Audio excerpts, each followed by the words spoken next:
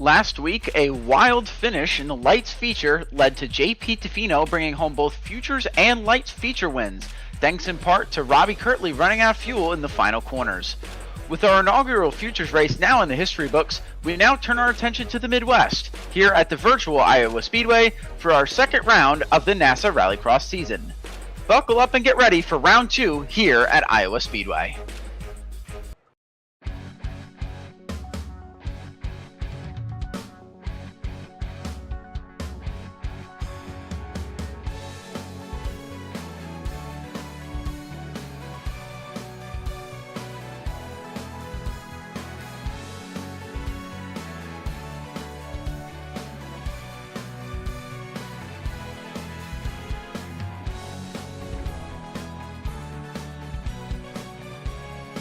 Tonight's event takes place at Virtual Iowa Speedway, a circuit built in 2006.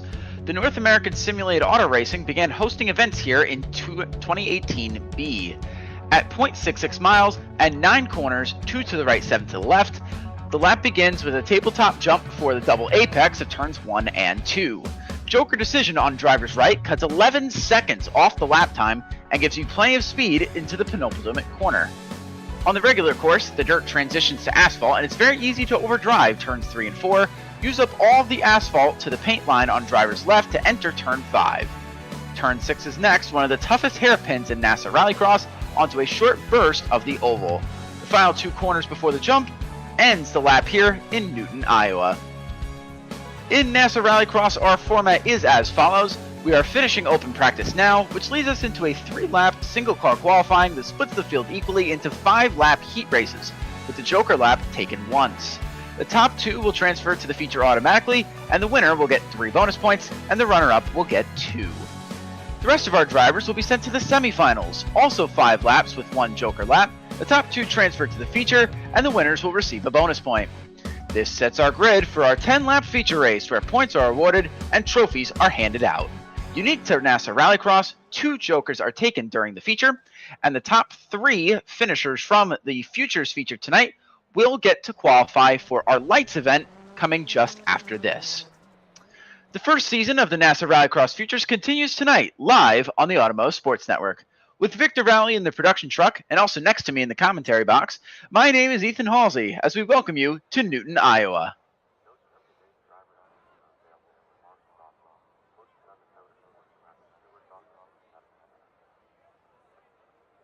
Cameras all season on ASN are brought to you by Whiplash SimCams. Be sure to check them out at facebook.com/whiplashmedia.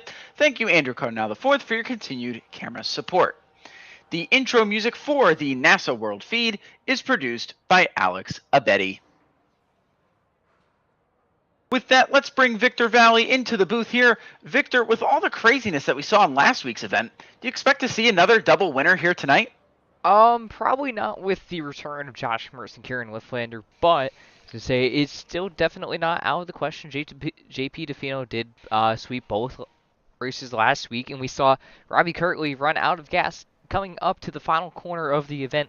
So anything can and normally does happen, as we said last week. So with that said, you never know. It could be just another and just exactly a repeat of last week with somebody running out of fuel or something of the sort like that.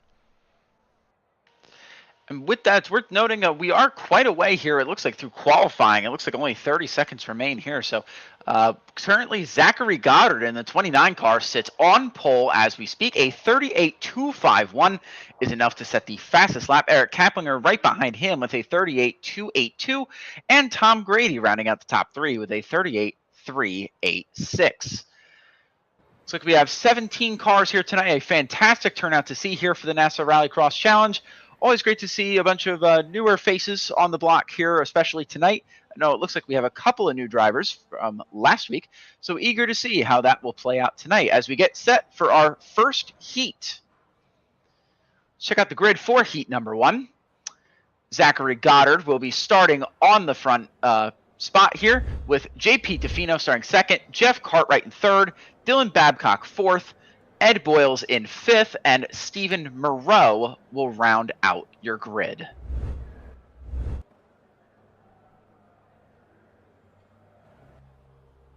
cars are gridding up here. We're just, it looks like, waiting for one more car. It's going to be the 257 of Dylan Babcock, just waiting on him here, but he should hit the grid momentarily here.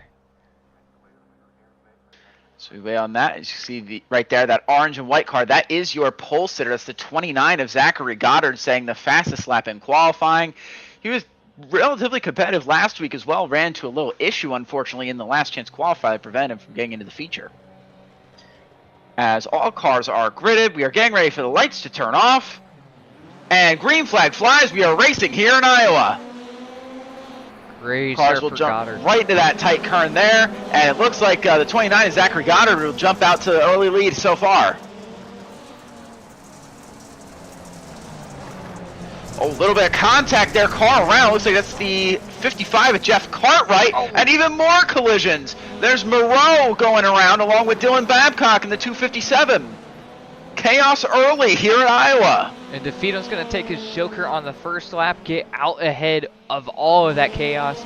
So it looks like Goddard or Babcock's going to do the same, and he's going to be racing Goddard here on the merge. Yeah, it looks like teammates, Saints and Sinners, JP Defino and Jeff Cartwright made a little contact there in the first two turns there. It sent the 55 around, then led to Moreau getting into the back of Babcock. Yeah, it just seemed like a messy situation there, all things considered, as we see Goddard take his Joker. He's going to be racing Defino here. Side by side.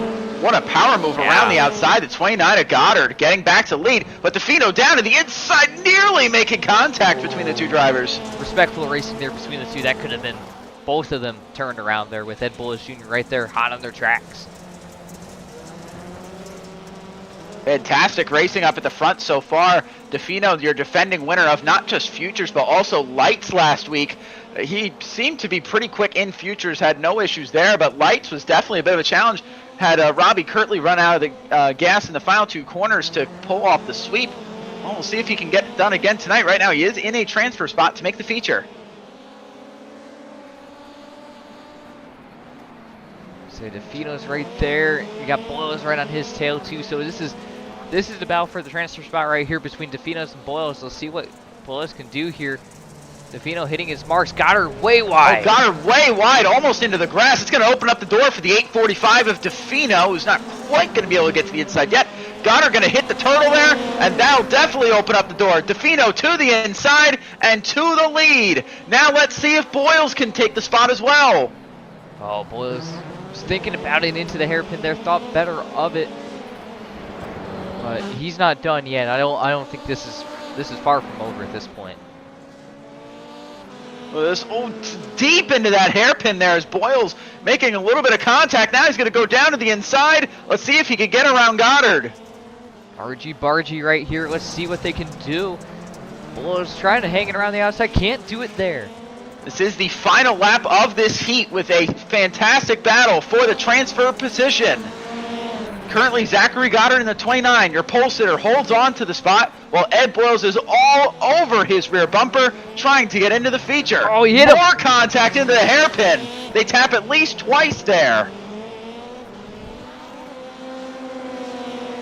See, it looks like Boyles might have one last shot here to get him in the inside. He's going to send it in deep. He's going to get a run on the outside over the jump as Defino wins the heat. It looks like Goddard just barely got him for the final transfer spot.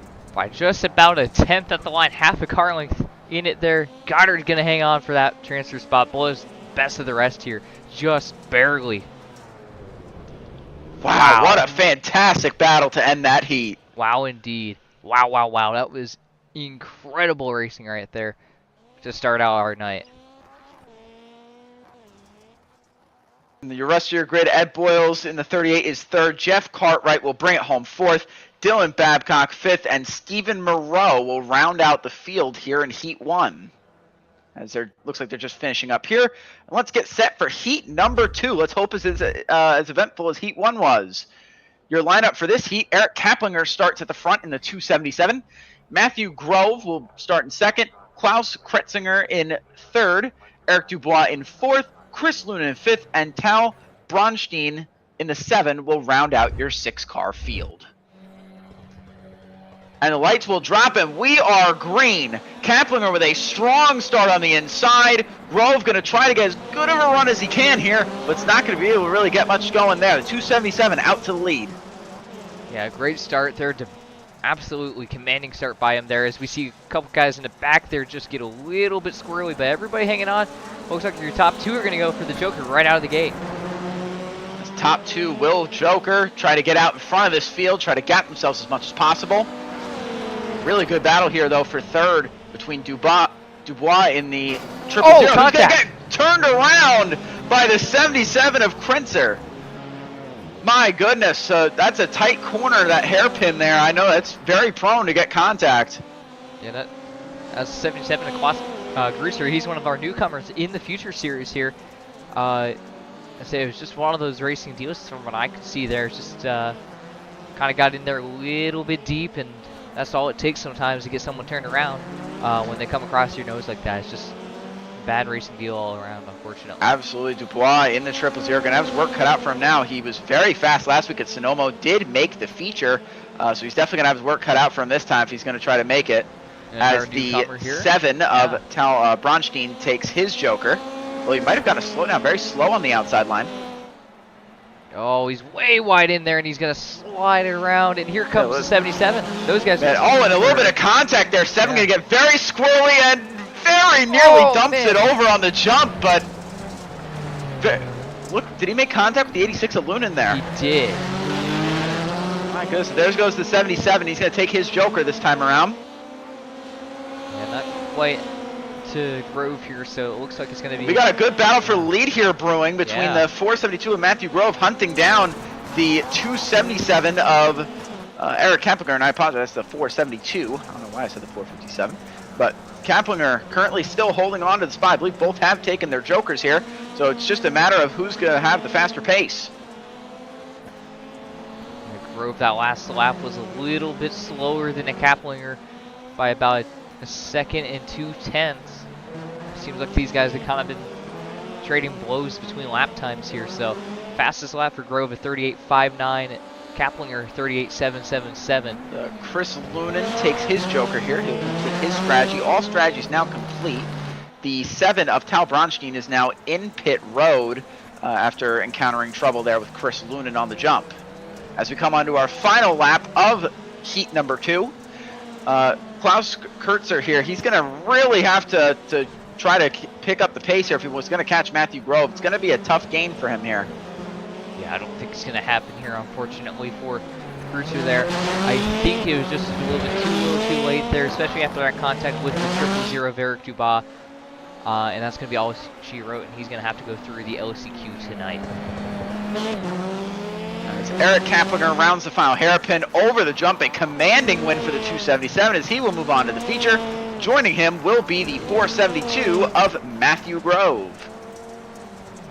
Great run there. Rest of your results, Klaus Kreutzer in the 77 will come 3rd, Chris Lunin 4th, Eric Dubois rounds out the field in 5th, and Tal Bronstein will not finish the race in pit road. He will have to move on to the LCQ to try to get in. As we get ready to go on now to heat number 3. This is made up of the 535 of Tom Grady, who will start at the front. Jake Robichaux in the 69 will start in 2nd. Kevin Garcia in the 505 in 3rd. Brandon West will start in 4th, and Joseph Pasucci will round out your field.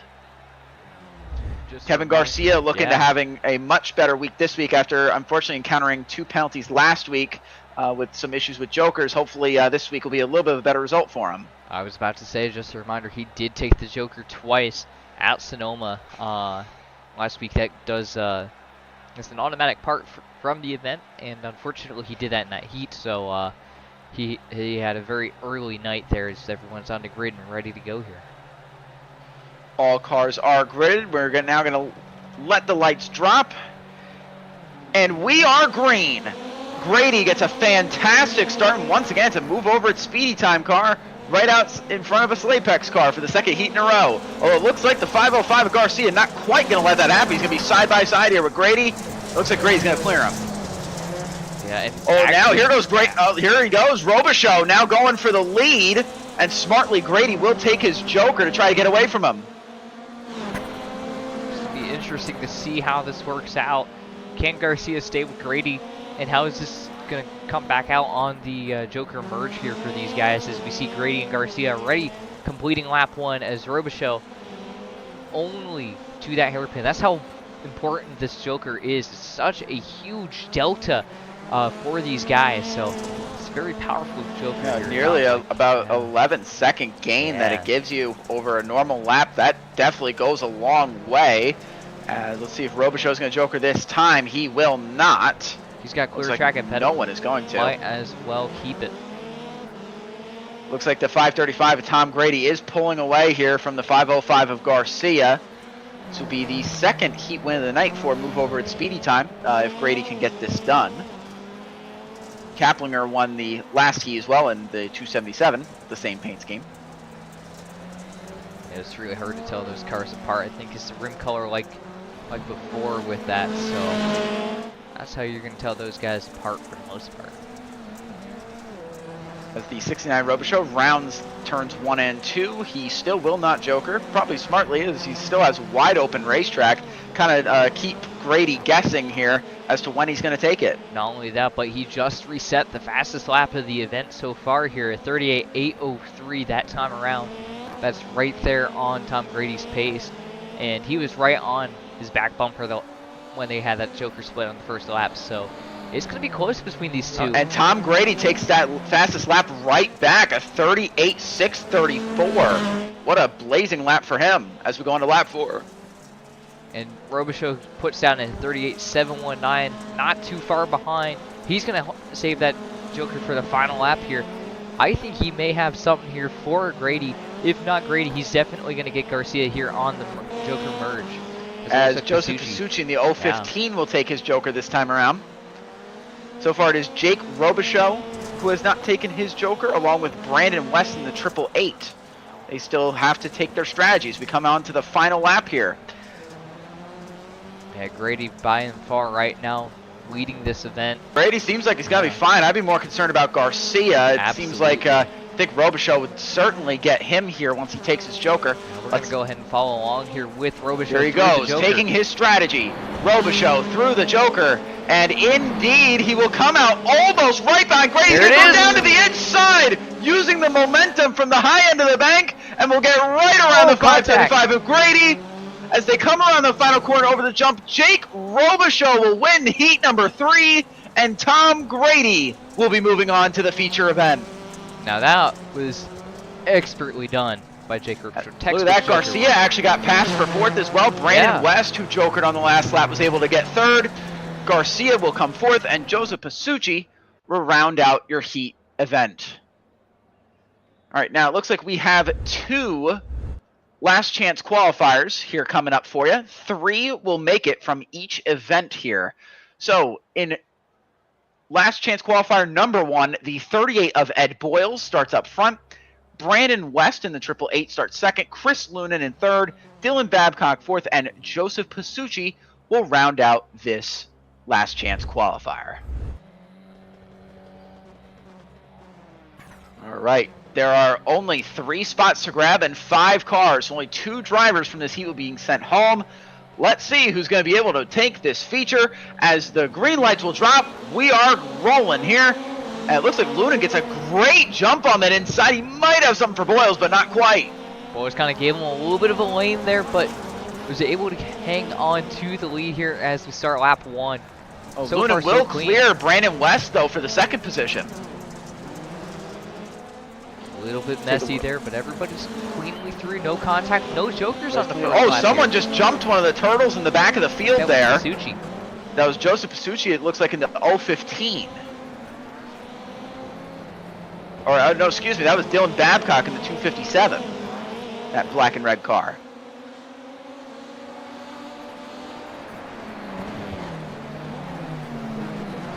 Looking battle here. Battle might be brewing here for 2nd between Lunan. Oh, never mind. I think I just commentator cursed Brandon West. I was just about to talk about the battle they were about to have, and he looped it around coming out of the hairpin. Yeah, it's a shame. Unfortunate for West there. He showed pretty solid pace there coming home P3 in. Ed Boyles jokers. Dylan Babcock just jokered as well. Sorry to interrupt there, Victor. You were saying? Not a problem. But yeah, Brandon West had great pace there in Heat 3. We just saw him come home P3 there, and then unfortunately just looped it there. That's probably going to end his day unless there's going to be problems here, which Babcock almost just about had there. Way hot into turn 1 there. Now, West still does have, I believe, his joker to take unless he just took it. No, he just did. He just took it. Did. Unfortunate. See, no other drivers jokering this time. Pasucci and Lunan are still due to take their strategy here with 3 laps to go. Ed Boyle's currently sailing out front. No competition up there as of now. I know Lunan would probably be the closest one to him once he gets his joker. I mean, we saw what happened with Robichaux when he took his on the last lap, was able to slip right by. We'll see if Lunan will take the same strategy. I think that would probably be the smartest thing to do here. Ed Boyle is putting down a blistering time right there, a 38.806. That was about what Robichaux and Kaplinger were putting down in heat number 3 there. So that's really solid pace there for Ed Boyles right there, especially compared to the rest of these guys with this next fastest lap being Brandon West with a 39.060 running in P3 there. No jokers from Lunan or Pasucci. They are going to wait for the final lap here. We'll see. Will both of these drivers be able to get Mike Babcock and Brandon West here? Looking we now come on to the final lap. Yeah, looking at the gap here, it looks like it's going to be very likely that they're going to be able to get both. Lunan is going to be about a second back or so from Ed Boyles here. We should be able to see here goes Lunan taking his joker. He should be more than comfortable to make the feature. Let's take a look at Pasucci. Where is he going to come out in the 015? Oh, he's in the wall! Joseph Pasucci in the 015 trying to take his last joker is face first into the wall. Ed Boyles will win the last chance qualifier. Chris Lunan will come across the line. It looks like it's second. It looks like Babcock will come third. Yeah, Pasucci, so Brandon West with that unfortunate spin on the right before the jump will miss, and Joseph Pasucci, who binned it into the tires in the joker, unfortunately will miss the feature as well.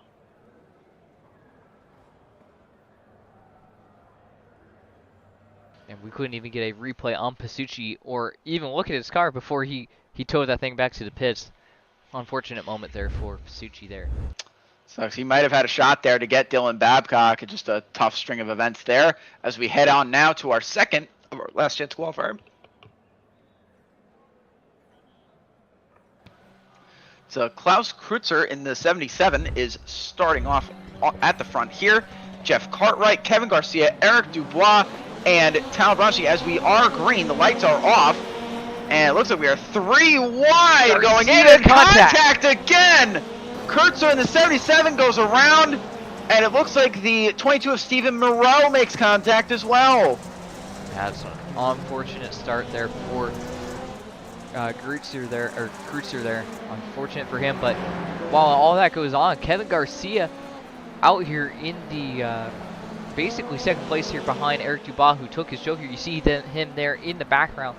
Jeff Cartwright all over him like a cheap suit as they head to the banking here in oval turn 3. Yeah, tough break there for Kreutzer in the 77. Just first lap there, he was pretty close to making the feature in his heat as well, and just unfortunately got caught up there in a little first lap incident. Now, I don't believe he has taken his joker yet either. He still has that to take, unless he's still on track. Yeah, as we see Garcia take his, and he's going to the lead. Look at that, the 505 of Kevin Garcia is out front, right ahead of Eric Dubois. This is going to be a really good battle here for the feature win, as long as Dubois can keep pace. Correction on that. This is not the feature yet. This is the LCQ Oh, win. Scott, I apologize. Getting ahead of yourself there, but that's okay. Keep an eye here. Well, they'll be making the feature, I guess. If they definitely would they be. Will make it. Jeff Cartwright sets the fastest lap of the session, a 39.066. A blazing lap for him. He has yet to take his joker. Someone is around in the back there. Yeah. Bronstein around right there. Bronstein, the 7, has gone around. Put Cartwright into the transfer spot, and he still has yet to joker. Tough night for the two newcomers in this last chance qualifier. Both running into issues, unfortunately, here. Garcia As putting down the Garcia, fastest lap. Look at that lap time right there. Oh, yeah. Honestly, this transfer position may not be over yet. Look at Kreutzer here, all over Cartwright. Kreutzer has jokered. Cartwright has not yet, so Cartwright still has strategy to play. Yeah, that's true. I did not see the Joker update until just now, so yeah, not really in play unless Cartwright has an issue here as we come to the final lap.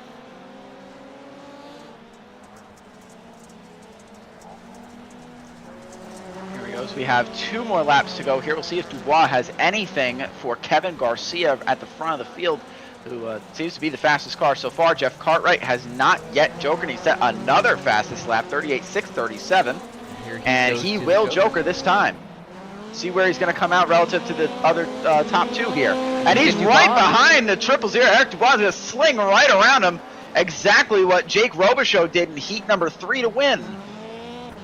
Yeah, but that's not going to be enough. Kevin Garcia is going to win. Cartwright will transfer, though. And you got Dubois, P3. Those are your 3 transferring drivers. Kreutzer, Moreau, and Bronstein there. Be your best of the rest, from what I can see here. And what an eventful heat so far. The feature race is coming up next as these drivers are currently finishing up the heat. Unfortunate nights for Kreutzer and Bronstein, both running into issues in their last chance qualifier. Unfortunately, just not enough to make the feature here tonight. Tough break for both those cars.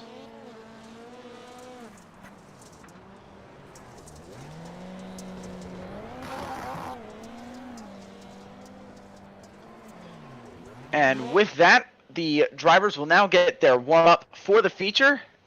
And so with that, we'll warm up as well. We're going to step aside here from Iowa. We'll be back shortly.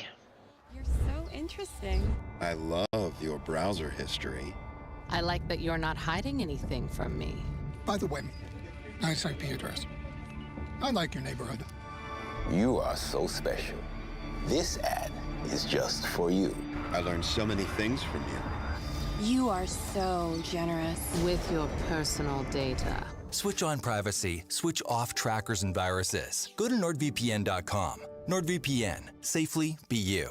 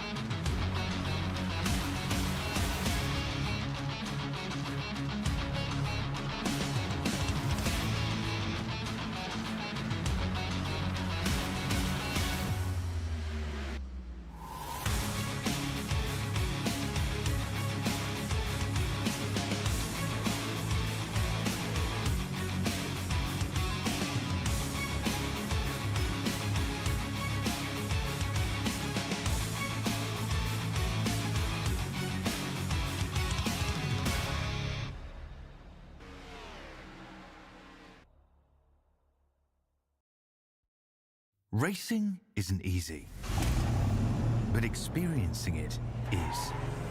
iRacing puts you in the driver's seat with the industry's leading sim racing game.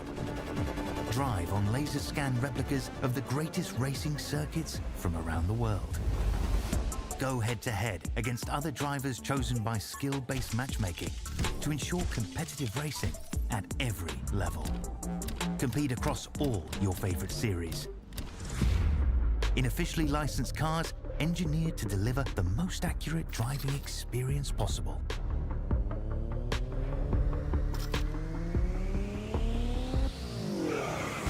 Join a race or host your own with players from across the globe. Race against the computer or in a league with friends.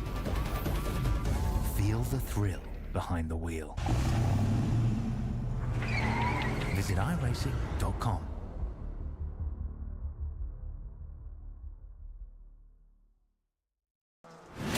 Absolutely be doing what he has to do. He has to go for the championship. He has to recover the points that he lost. He's down the race, takes the lead in the 12. What a move.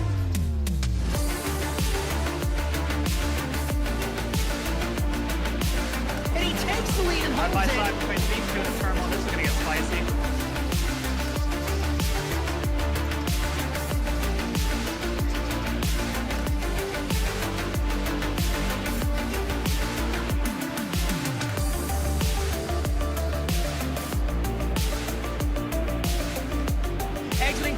Over the jump to begin the first lap, clogging the inside line. McLaughlin contact between them. They are still side by side. This opens the door for Wetz. He can't make anything happen. From the 26, he has not won in quite some time. Dragster acing the entry to turn one, up heading to the inside of Magnus, gives him a nudge.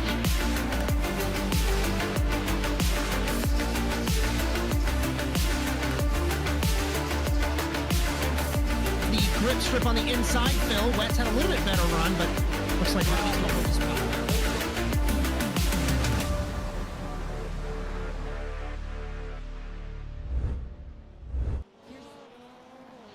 Welcome back, everyone, to the NASA Rallycross Futures here at Iowa.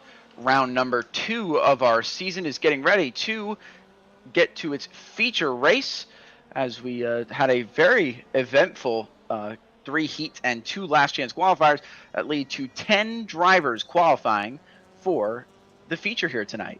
It is worth noting that the format allegedly was incorrect, so only the top 2 from the last chance qualifiers made it instead of the top 3. So Dylan Babcock and Eric Dubois will not be racing in the feature tonight, and that move at the final lap for Jeff Cartwright actually just barely squeaked him into the feature to start the grid in 10th. So that is a pretty big deal there. It definitely is, Ethan, and that definitely gives him a lot better chance, of course, of getting more points. A lot of chaos does happen in the features. The most cars that you'll see on track all night for the futures here, and of course, again, for the lights coming up in just a little bit. With that said, Ethan, I think we do have the points here. Let's see if I can pull those up here. So let's take a look at the point standings as they run. Those look a little buggy there. We will get that fixed in a sec. See if we can try to update that. See if it pulls it over. Unfortunately not. A little bit of an issue there, but bear with us. We can pull those up on our end and just tell you what those points are. Looks like, of course, last week we had JP Defino win, and that's going to put him in the points lead with 28 points. Then you have Lucas Hill, his teammate, in second with 23. Kaplinger in third with 19. Lucas Hill actually is not here tonight. I just noticed that, Ethan. So that is actually really big for the championship. Your second place driver in points not here tonight. Big implications there. Looking like someone else will be usurping that second spot. JP Defino is in the feature here tonight, so he is going to be scoring big points, hopefully to extend his points lead here, and he will be starting first on the grid in his heat here. From winning his heat, he will be first in the feature. Yeah, and not only is JP here, but also we do have Eric Kaplinger here in third in points, also here tonight with 19. He'll be moving up for sure, along with Eric Dubois. And actually, did we get confirmation on that of if who made the feature and who did not? Yes, we did. Dubois and Babcock will not be making the feature tonight. Only the top 2 were supposed to make it. The format was incorrect. Just another example of iRacing not updating settings before sessions go live. As the league owner myself, I have experienced that many a time. Is how it is with iRacing. Absolutely. So it looks like we have about 2 minutes here left to go of our warm-up. So with that, let's go over a couple of our proud partners, as well as some programming notes. So cameras on all season on ASN are brought to you by Whiplash SimCams. Be sure to check them out at facebook.com/whiplashmedia. Thank you, Andrew Cardinale, for your continued camera support. The intro music for the NASA World feed was produced by Alex Avetti. If you like what you see, be sure to press the like button and hit subscribe, and make sure to hit the bell to be notified of more broadcasts. Usually we are broadcasting multiple times a week, Sundays, Mondays, Thursdays, and Saturdays. So be sure to hit the bell so that you're notified to make sure you catch all of our casts. Let's see if we can get some programming notes up here as well for you, so we can show you our schedule for the rest of the week. NASA Rallycross contenders will be joining us here at Iowa as well. That will be tomorrow, September 9th at 9 p.m. Eastern. The NASA Rallycross Supercars Round 2 at Iowa will be coming this Saturday on the 14th at 2 p.m. Eastern Time. And lastly, you'll be seeing Victor and myself back here in the booth for our Futures and Lights doubleheader. Next week, we are going to Indianapolis Raceway Park, so staying in the Midwest here. That'll be the 15th of September next Sunday at 8 p.m. and 9 p.m. Eastern, respectively. About 12 hours away from Iowa in Claremont, Indiana for that race there at IRP. Of course, that track ran once in real-life competition for Global Rallycross racing there as a one-and-done track, but iRacing got it done, as it looks like we are about to head to the feature. Looks like we are. We are getting ready to grid for the feature. Let's run down your starting lineup here. JP Defino will be starting at the front. Eric Kamplinger in second. Tom Grady starts here. Or excuse me, Jake Robichaux will start here in third. Zachary Goddard in fourth. Matthew Grove in fifth. Tom Grady in sixth. Ed Boyles in seventh. Kevin Garcia eighth. Chris Lunan in ninth. And Jeff Cartwright will round out your feature event. 10 cars is the most cars we've seen on track all night long. It seems like a pretty small track, Victor. I think it's going to get very crowded here. Yeah, Iowa is a bull ring in general as a short track in oval form, and it's going to be a bull ring here with the Rallycross cars as well. Here we go. It looks like, to me, it looks like all cars are gridded. The green lights will drop. The green flag is in the air for the feature race of futures. As JP Defino gets a fantastic start. We have some carnage in the back. Several cars stuck up against the inside wall back there. Was one of them there. So, I say quite a few guys back there just got tangled up, but looks like everybody else got away pretty cleanly out of that. Defino, Kaplinger, and Robichaux, and Cartwright, all Joker, along with Ed Boyles. Remember, in the feature race, we have 2 Joker laps. A lot of drivers trying to get their strategies out of the way early. Get that fresh track, get that clean air on the nose, get some fast laps down for these guys right now. That's all they can do. Solid battle here for second between Kaplinger and Robichaux. Both have taken it only one of their Jokers. They haven't had the second one yet. 5 drivers have. The first one who has not taken a Joker at all is Zachary Goddard in the 29 car, and he will do it this time by. See where he comes out in the field. He's going to be right in with this Kaplinger-Robichaux battle, as actually a sling by the both of them. Yeah, he's going to get both of them there. He's going after Defino. Running really strong here. Great start for Goddard. Up to second. He has something to prove here to everybody else that he's going to be one of the guys to challenge for wins tonight and JP for the rest Defino of the season. sets fastest lap as well. 38.716. What a blazing lap time for Defino. Yeah, Defino out there in the 8.45. 1 Joker taken so far. A great job right now trying to defend his points lead here in Iowa. Really good battle here brewing. It looks like all these cars, 2nd through 6th, are all under a blanket. A tight race there as Cartwright took his Joker as well to get himself into this battle as well. Got most of the field right there. Grady, Grove, and Woon, and the 3 cars that have yet to Joker race. We have contact for 3rd. Kaplinger almost all the way around. Ooh, what Great a save there, almost looped it. And with that, he's going to take his Joker right away. Garcia follows suit. Both of them have completed their strategies for the race. He wants no part of the contact in that battling, and he's going to try to pull away from Garcia. Garcia, did he win his heat, or did he win? He won did the LCQ. Not. He got in on an LCQ. Yeah, he won the LCQ on that last lap move, or a Joker move. So looks like some Joker work. A very solid run for him. I Yeah. believe he started this race in 8th, currently up to 2nd.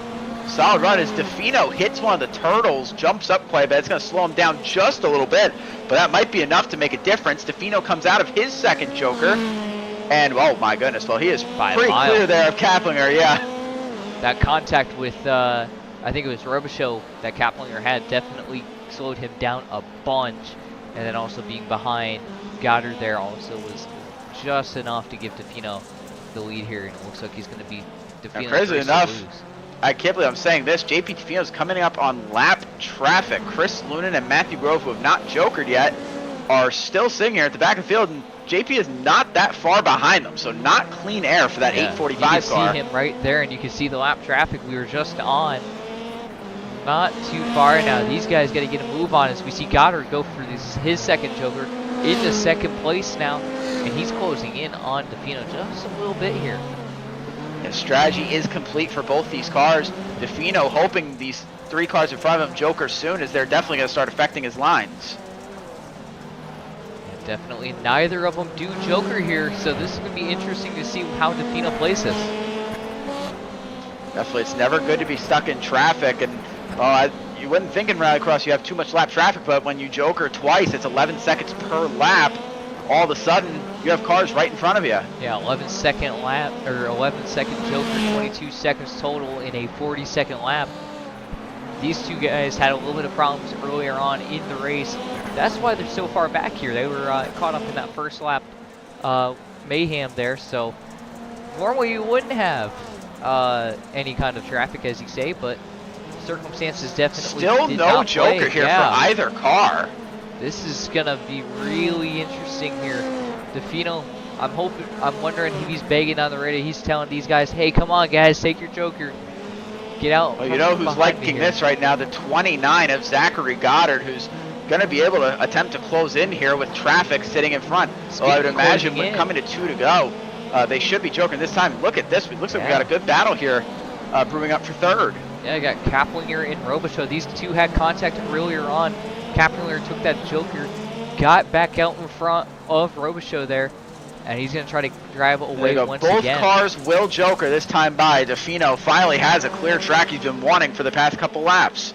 And it looks like he really hasn't hurt him too badly on lap time. Goddard to 39.475 to a Defino's 38.651. Defino on a tear right now, trying to get this thing done.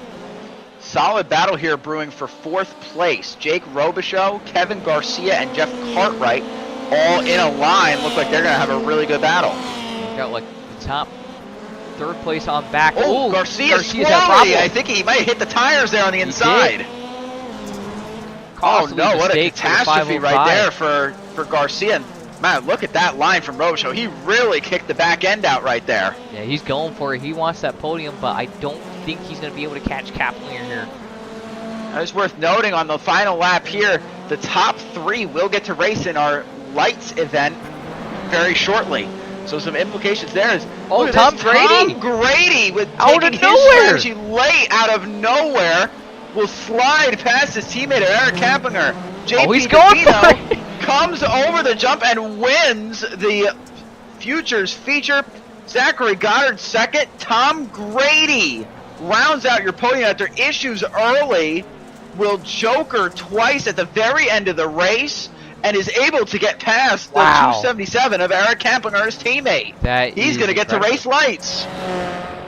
What a finish there. Tom Grady almost got 2nd place too from Zachary Goddard there. It was all over Zachary Goddard in the final corner. Goddard was able to hang on So it's going to be Defino, Goddard, and Grady moving on to the main show here, the feature. So, yeah, that's quite the finish there.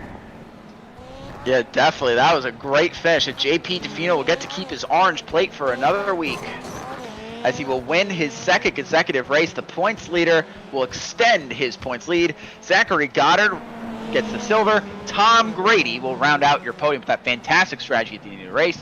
Eric Kappinger will come home in 4th. Jake Robichaux 5th. Jeff Cartwright in 6th. Ed Boyle 7th. Matthew Grove, Kevin Garcia, and Chris Lunan round out your feature event. And with that, Victor, let's see if we can get our top 3 up here for some interviews. Yeah, absolutely. Let's see who we got here in the media pen. As of right now, doesn't look like we have anyone in the media pen, but we'll go ahead and start moving some people around if we can.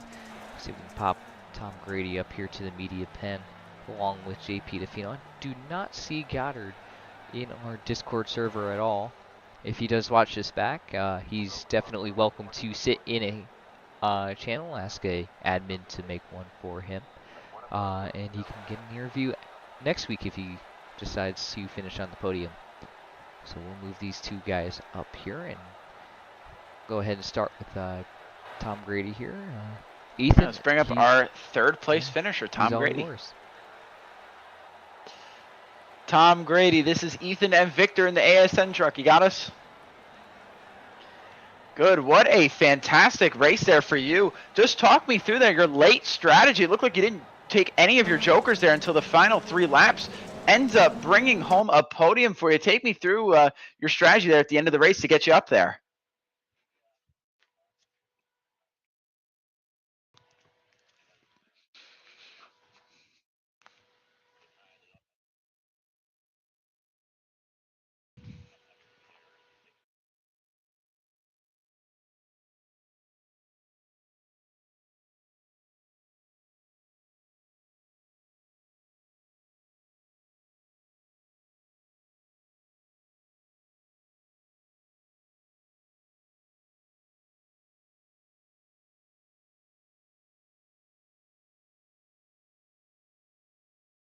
Yeah, great run for you. Great run for your team over at Speed Time. Both of you had really solid runs. How does it feel beating out Kappinger this week? Just slinging right by him on the final lap there with the Joker.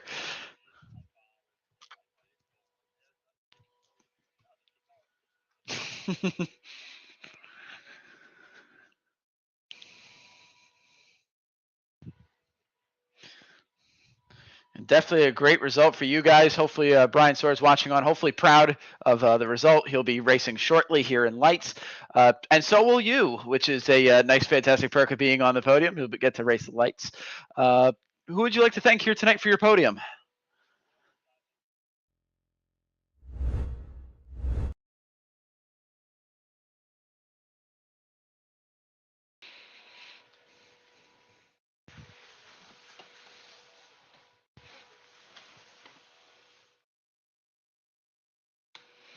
Thank you, Tom. Hopefully we see you up here in an hour for the lights. Hopefully you get on the podium there too.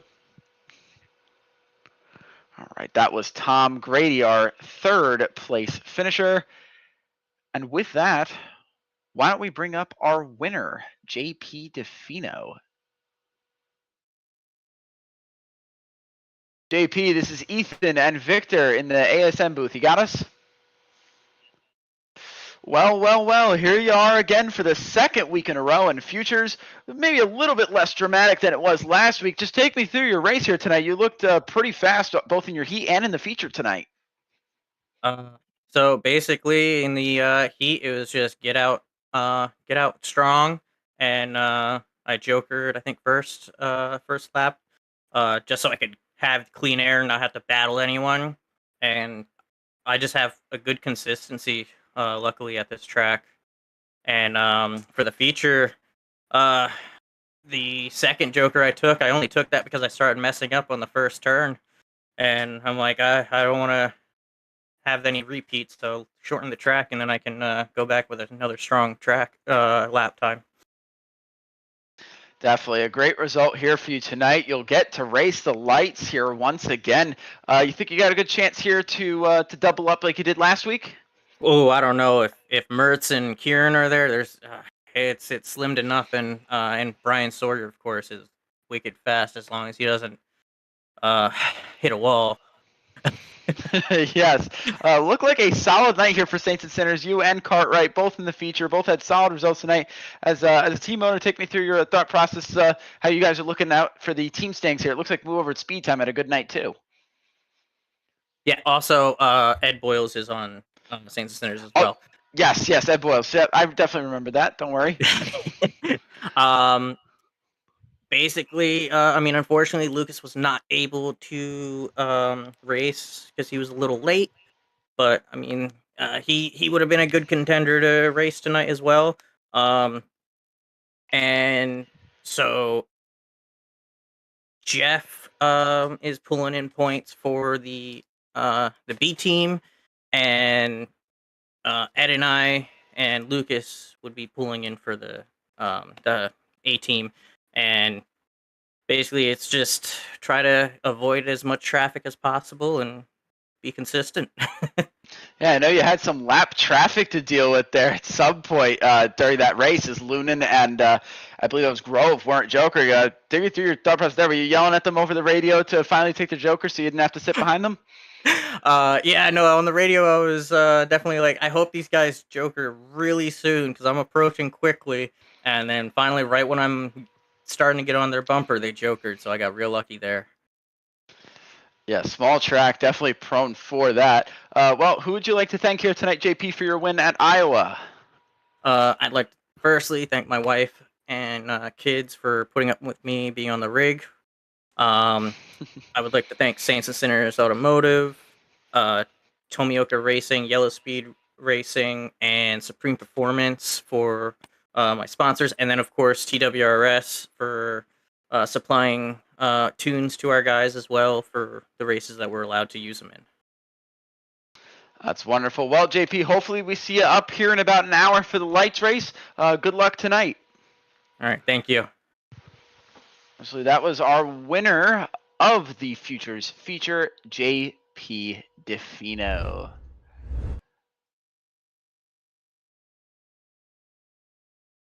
All right. Oh, and it does look like we have our second place finisher, Zachary Goddard, here as well in the media pen. Let's see if we can bring him up for us.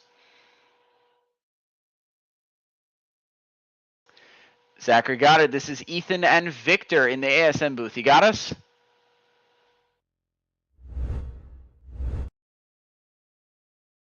Let's see. Appears to be muted at the moment.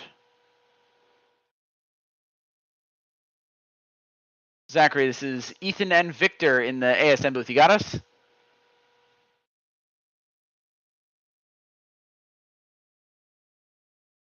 Appears to be having a little issues. Might be AFK at the moment. So we'll slide him on back down for now. All right. Well, hopefully we'll get to talk to him in the lights race as we're going to be coming up on that very shortly here. Looks like he's still muted, so looks like Victor will just move on here as we move on to our lights event. You will see the warm-up for the lights and our heat races will be coming up on the other side of this break. You're so interesting. I love your browser history. I like that you're not hiding anything from me. By the way, nice IP address. I like your neighborhood. You are so special. This ad is just for you.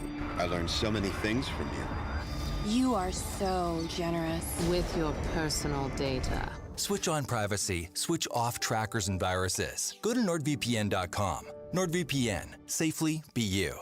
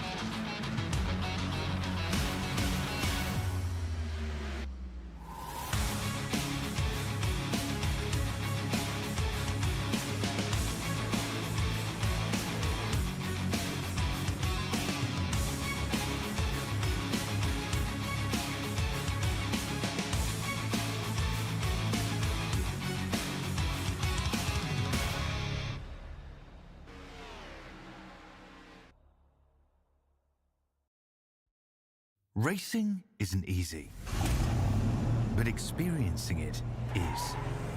iRacing puts you in the driver's seat with the industry's leading sim racing game. Drive on laser scan replicas of the greatest racing circuits from around the world. Go head-to-head against other drivers chosen by skill-based matchmaking to ensure competitive racing at every level. Compete across all your favorite series. In officially licensed cars, engineered to deliver the most accurate driving experience possible.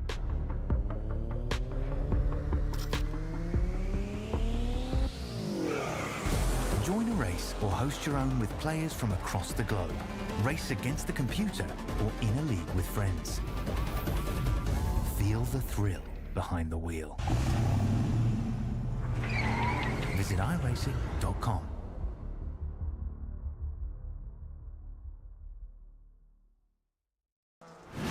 Absolutely be doing what he has to do. He has to go for the championship. He has to recover the points that he lost. He's down the race, takes the lead in the 12. What a move.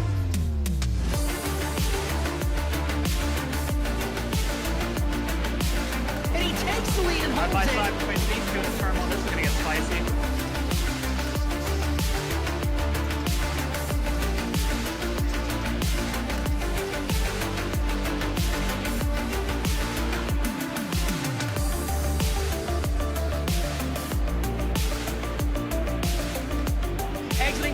Over the jump to begin the first lap, clogging the inside line. McLaughlin contact between them. They are still side by side. This opens the door for Wetz. He can't make anything happen.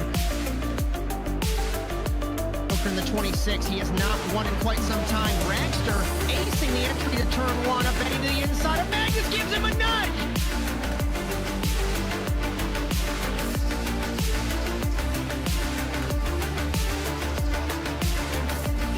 Grip strip on the inside, Phil. Wetz had a little bit better run, but looks like Robbie's going to hold the spot.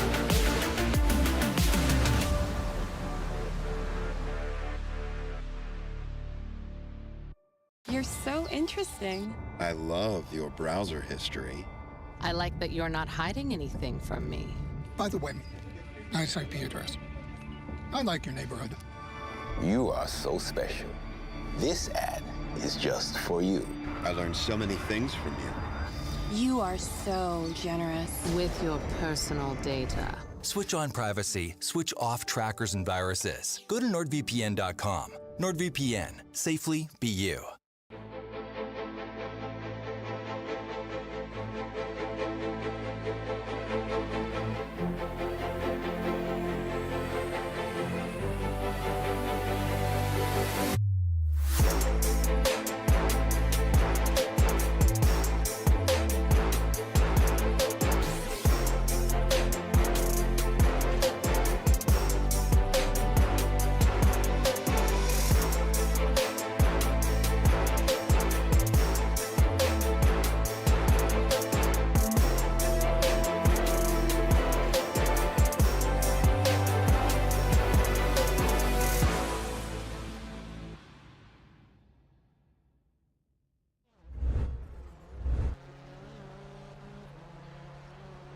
Welcome back, everyone, to the NASA Rallycross Challenge here at Iowa Speedway in Newton, Iowa.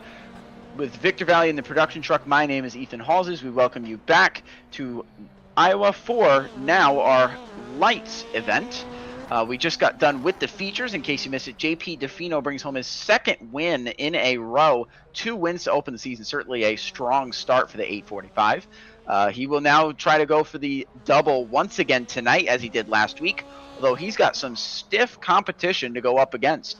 The return of Kieran Lifflander, Josh Mertz, and Joey Morissette is certainly heavily anticipated, as all of them are notoriously fast and contend for race wins week in and week out. So very exciting stuff to see here. So in case you missed it from our previous event, in NASA Rallycross, our format is as follows. We are finishing up our open practice now, which will lead us into a 3-lap single-car qualifying that splits the field equally into 5-lap heat races, with the Joker lap taken once. The top 2 will transfer to the feature automatically, and the winner will get 3 bonus points, while the runner-up gets 2. The rest of our drivers will be sent to the semifinal, also 5 laps with 1 Joker lap. The top 2 transfer to the feature, and the winners will receive a bonus point. This sets the grid for our 10-lap feature race where points are awarded and trophies are handed out. Unique to NASA Rallycross, 2 Jokers are taken during the feature. The 5th season of the NASA Rallycross Lights rolls on tonight here at Iowa, and if anything is to say from our Futures event that we just had an hour ago, this is going to be quite a hectic night from what I can tell. Absolutely is, Ethan, and I'll tell you right now, with that said, I mean, we got a lot of returning facers here, as you said. Kieran Lifflander, Jilly Morissette, Josh Mertz, they're all back here. We got Robbie Kirtley, Derbyshire, Hughes, all of these guys raced last week. Corritto, Sawyer, Defino. It's a stacked field, honestly. Like, I don't think there's a guy in this race that, you know, I could say, oh well, they're a weak link in this, because all of these guys are so strong, they're so fast. So, I mean, honestly, I don't think there's really anyone in the field that I would be worried about here. It's going to be a tight race tonight, as it looks like open practice should be coming to a conclusion shortly here. And we'll get ready to get our qualifying laps kicked off. So far, Kieran Lifflander has cleared the field by 0.4 of a second. He's running a 37 flat in practice, fastest lap on track. Dan Corritto, a 37.429 is a solid lap time as well. Joey Morissette with a 37.744, rounding out the top 3.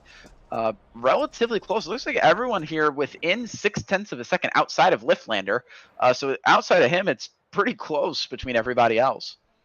Yeah, Corritto actually ended up going a little bit faster, had 37.429 right there at the end of practice, get him within 0.4, and then everybody else is within that couple tenths of a second window there as we head to qualifying. Qualifying has begun. Cars are out on track. And Victor, why don't you take us on board here with Josh Mertz in the 2, as he's the first car out there, and take us through a lap here at Iowa. Yeah, absolutely. Just a second here. Let's see. Yeah, we are on board with Josh Mertz as he's going to sling it through that that left-right chicane as we head towards this hairpin here. You have to be hard on the brakes. Some people use the e-brake here. Doesn't really help you to use it, as he just swings it all the way around, right up against that inside wall, as he's going to swing way out wide before this hairpin, right to the inside there, and over the jump. Here we go. First lap coming up here for Josh Mertz, as he's going to sling it in there on the dirt. So easy to go wide through here, as you got to keep it nice and tight. Get to that the curbs on the inside there. That's where all the grip is, and back to this left-right chicane onto the pavement, of course. Got to be nice and smooth here. Don't want the car to over-rotate through there as we hit the hairpin once again. Oval 3 and 4 here. And as we just said, he's going to go right up against that inside wall, swinging it out wide. And that is going to be about a lap here at Iowa. Comes across the line. Derbyshire and Sawyer set laps. Mertz goes to pole, 37.951. That is a very good lap from the 2 car. As Kieran Lifflander comes across as well, I anticipate him clocking the fastest lap. He does, a 37.004. Going to be 0.9 of a second faster than Josh Mertz. And wow, that is a blazing lap right there. That kid is something special.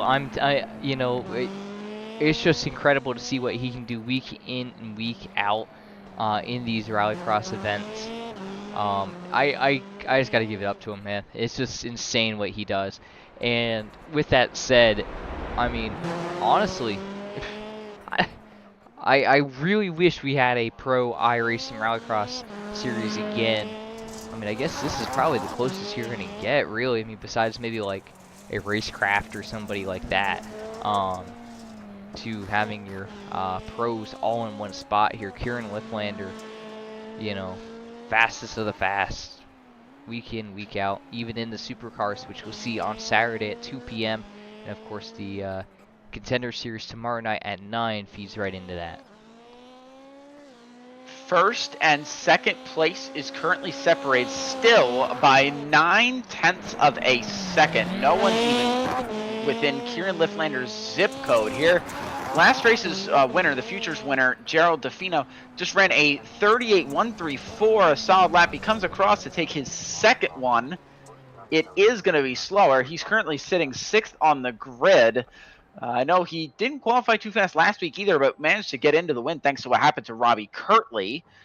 Robbie has not taken a lap just yet. He is out on track. It looks like he just came across the line. There he is. And his lap is a 39.065. Definitely just a warm-up lap, so going to try to curl that pace down. He is 2 seconds off of Kieran Lifflander at the front, and that gap has not closed, by the way. Josh Mertz did run slightly faster, a 37.905, but that is still not even remotely close to what Lifflander's running. Yeah, and if you look at 2nd through 7th, only 0.2 of a second thereabout separate these guys, and then you have Devin Hughes only an extra 3/4 off of that. As we see Kirtley come across the line, he should improve here, bring it up to perhaps slightly closer. Yep, right in the middle of there. P5 for Kirtley, another car within that 0.2 of a second gap. The mid-pack is insanely tight here, but then you have Kieran Lifflander head and shoulders above the entire rest of the field. Incredible. Say, if it wasn't for Lifflander there, we'd have a very tight race here tonight between the rest. As Tom Grady adds to that as well. 3rd place with a 37.954. A total of 7 cars sitting within 0.2 of a second of each other, from 37.905 of Josh Mertz in 2nd, all the way down to JP Defino in 8th with a 38.134. A very tight field. And Devin Hughes just improves as well. Closed it up as well. Yeah. 38.249. Wow. And Derbyshire with a 39.214. Everyone is within 0.3 of a second, unless you're Kieran Lifflander, in which case then you just clear the rest of the field. Yeah, I was going to say Derbyshire 39.215. That's about a second off of what Hughes ran, unfortunately, but I think he had a couple issues on his laps there. I definitely would expect him to have the pace to compete with the rest of these guys. Maybe not Kieran, because Kieran's just absolutely way out there on his own. By far, head and shoulders better than everybody right now. And, you know, it's a lot of people are like, oh, well, you know, we don't like to see domination. It's boring. Well, it's special when you see it. It is. You have to take full respect for what he's doing right now. It is domination.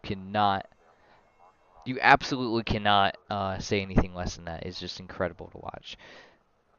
Definitely a pro-class driver, that's for sure. As you said before, if iRacing does have a pro series, this kid would definitely probably be not only in that series, but probably also racing at the front of that. He is has an ungodly level of pace around these Rallycross events. It's going to be fun to watch, to see him see what he can do as over the course of the season. I know he won most of the events last year in lights as well, but well, you never know. Maybe sometimes someone can be competitive on certain tracks. Yeah, and if we go ahead and take a look at the points here, unfortunately, I don't know if the points are going to be working here today, so we'll just go ahead and pull it up on our end internally, once you know that JP Defino is your points leader. That's why he's got the blue plate as well as the orange plate. As you saw in contenders, or in futures, excuse me, just a moment ago.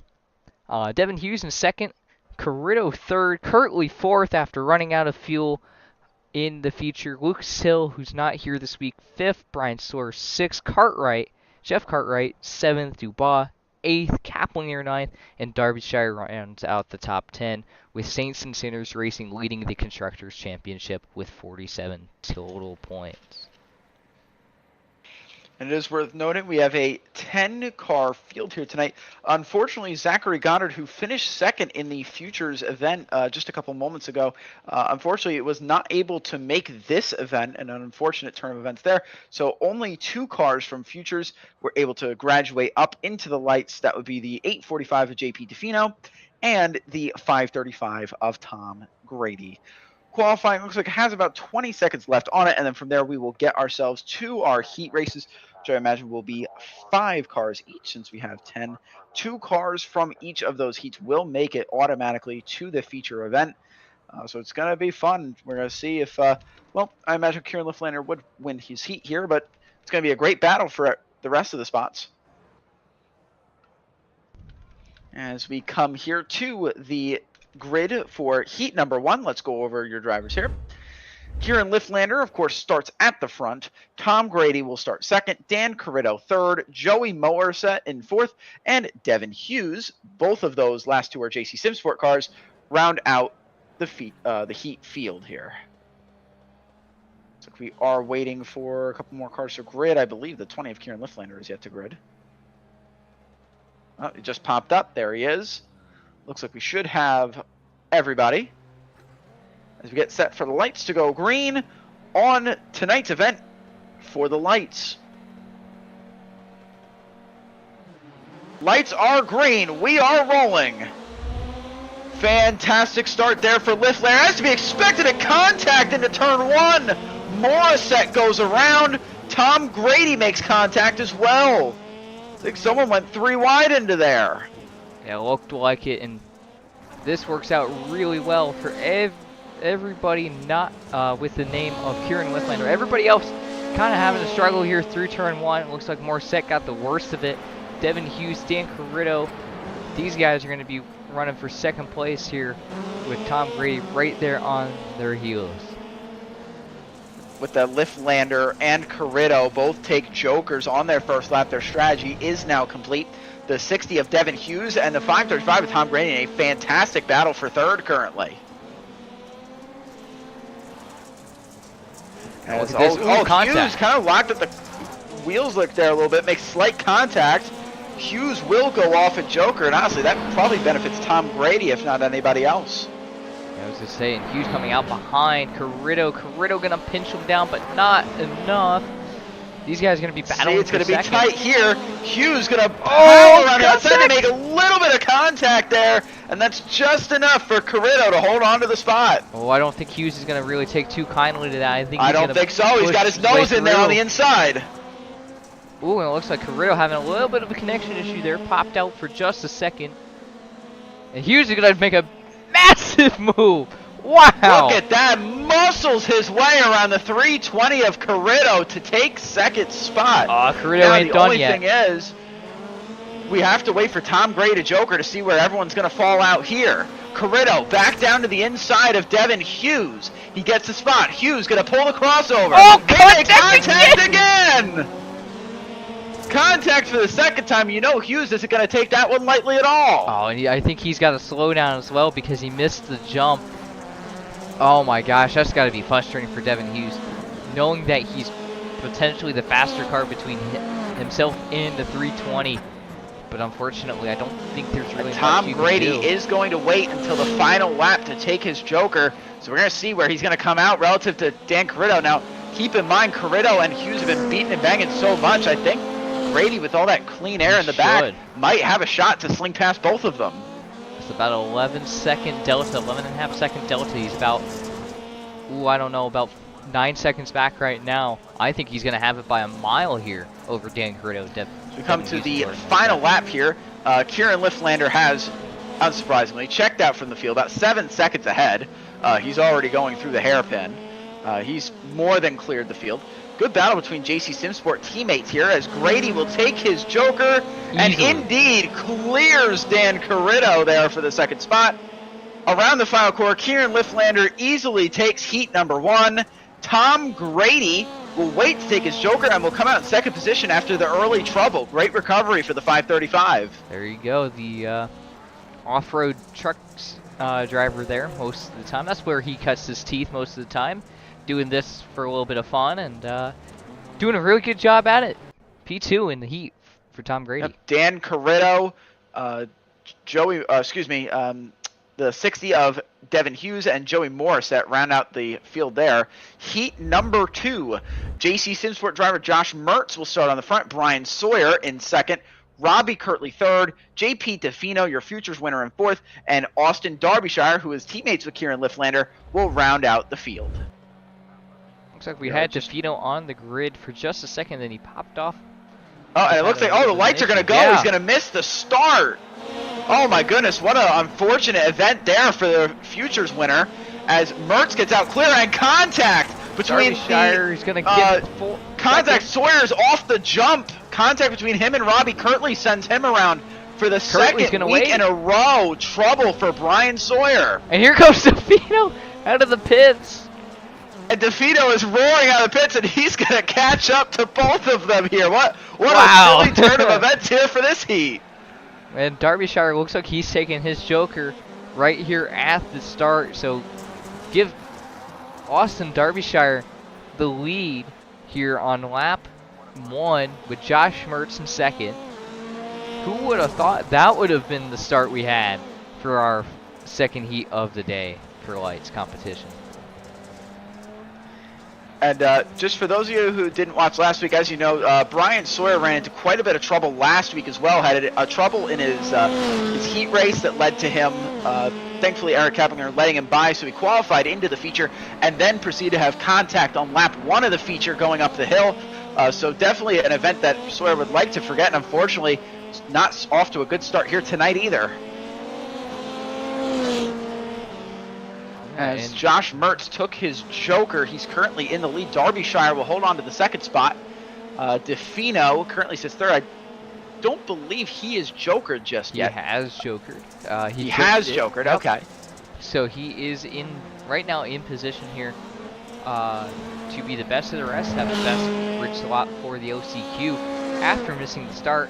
But I think Brian Sawyer should be able to get back by him along with Robbie Kirtley here, who are about all that trouble at the start. That has opened up the door for the 64 car of Austin Derbyshire, currently running second as we come to 2 to go this time around, to possibly make the feature event here tonight. Yeah, that's Kieran Lifflander's teammate here. Had a little bit of trouble in qualifying, put him into the second heat here, but he's making the most of it here.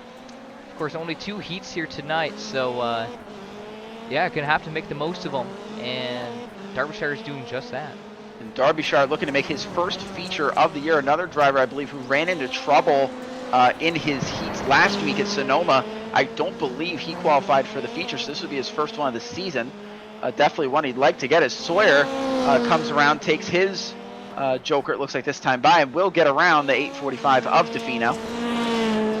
So we come this time by to the final lap. It's a 3-second delta between Josh Mertz and Austin Derbyshire, who have cleared themselves out in front of the rest of the field, who had a lot of trouble there on lap 1, and whatever issue happened with Defino where he blinked off the grid. So we come around to round the final hairpin here and go over the final jump for Josh Mertz, who will claim his first heat win of the season, and Austin Derbyshire will be moving on to the feature event as well. Solid run for the 64 car.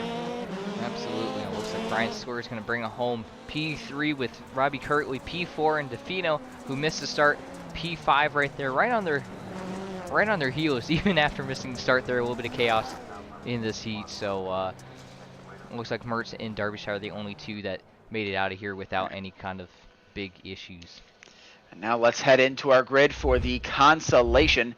A couple of drivers from the previous heat are going right back out on track. Dan Corritto gets the best starting spot. Brian Sawyer, Devin Hughes, Robbie Kirtley, Joey Morissette, and JP Defino is your grid for the consolation. All 6 cars are on track. We now wait for the lights to go green and to send these cars off in racing. Lights are green. Let's go racing. Corritto and Sawyer side by side. Hughes looking up the inside. Remember what Corritto did to him last race in the heat? You know, he definitely remembered that.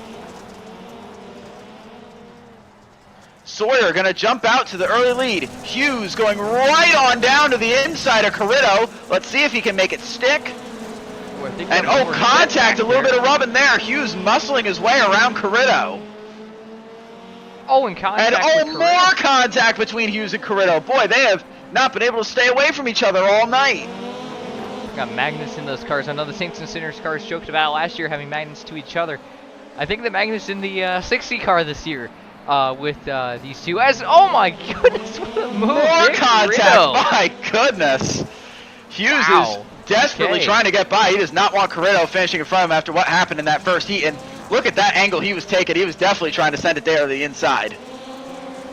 As Corritto will get away from that smartly and try to take his Joker there. Sawyer will as well, and will jump right out in front. of the 845 of Defino, who currently sits in the last transfer spot, just a little bit ahead of Dan Carrito. Great run for that 845 to be able to clear Carrito there. Yeah, that's your points leader, and he's not supposed to be the guy with the points leader. Oh, a contact in the back between Carrito and Kirtley in the 024. Carrito saves it there. Let's keep an eye on the 60 of Devin Hughes, who is yet to joker. Joey Morissette, his teammate, right behind him here. Let's see if they're going to joker this time by. They will not. They're going to wait another lap. Oh, no. Does. Morissette will. Let's see where the 85 comes out. Right behind these guys. Right behind Hughes and Carrito. Now slide himself into this battle. Defino currently holds the last transfer spot as Sawyer has checked out, looking to make the feature event. Look at the angle on JP Defino going into that corner. That is incredible. That was a very deep angle. An angle very similar to what we saw Jake Robichaux take in his first heat earlier in the Futures event. Took a very similar line, very deep into that corner. Devin Hughes still has yet to joker a little bit further. Devin Hughes going to wait for the last second here. We'll see if he has the delta to be able to get Carrito. I don't believe he will. If it is, it's going to be very, very tight. Battle for this transfer spot heating up. Defino and Carrito, these guys are teammates. Carrito, a regular in the lights. Defino, your Futures winner. And is actually a Futures regular, but is still the points leader in this series. Exactly. Due to him winning last week. As we come to our final lap, let's keep an eye on that 60 car. Devin Hughes coming over the jump now. He's going to need to take his final joker, and we're going to see where he's going to come out relative to the rest of this field. It's going to be close. I don't think he's quite going to get them here, or maybe he will. He's not, as these two have getting. Let's see. He's got the momentum. Oh, he's got momentum on the outside. Let's see if he's got anything. He doesn't quite, as Dan Carrito has got around the 845 Defino, who spins. Oh, unfortunate turn of event there. Sawyer will win the heat. Carrito will move on to the feature as well, and Devin Hughes comes just short after trying to fight back. Kirtley coming home fourth after a little bit of chaos at the beginning there, but Brian Sawyer, your winner in the OCQ, the only one of the night. And now our drivers will get ready and warm up for the feature event. We're going to warm up as well. We'll be right back here from Newton, Iowa. You're so interesting. I love your browser history. I like that you're not hiding anything from me. By the way, nice IP address. I like your neighborhood. You are so special.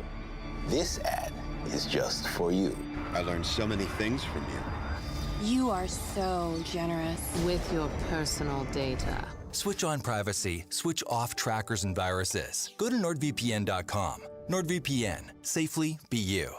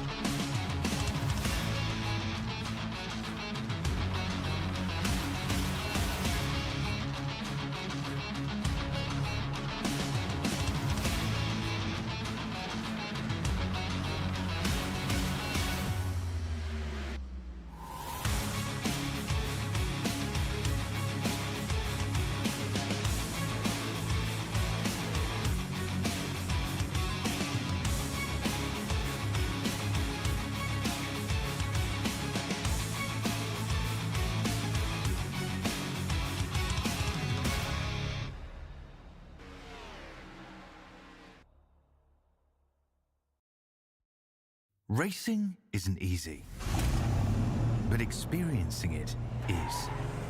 iRacing puts you in the driver's seat with the industry's leading sim racing game. Drive on laser scan replicas of the greatest racing circuits from around the world. Go head-to-head against other drivers chosen by skill-based matchmaking to ensure competitive racing at every level. Compete across all your favorite series. In officially licensed cars, engineered to deliver the most accurate driving experience possible.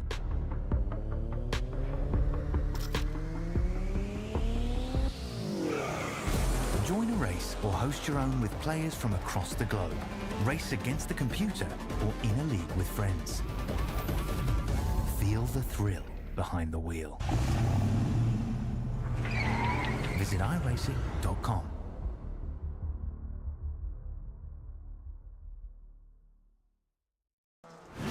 Absolutely be doing what he has to do. He has to go for the championship. He has to recover the points that he lost. He down the race, takes the lead in the 12. What a move.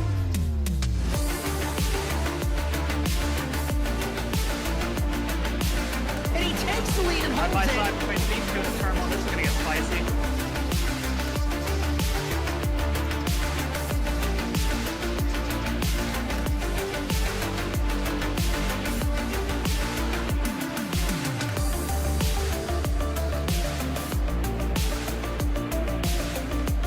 Exiting turn 1, over the jump to begin the first lap clock at the inside line. McFarland contact between them. They are still side by side. This opens the door for Wetz. He can't make anything happen. In the 26, he has not won in quite some time. Dragster acing the entry to turn 1, up heading to the inside of Magnus, gives him a nudge.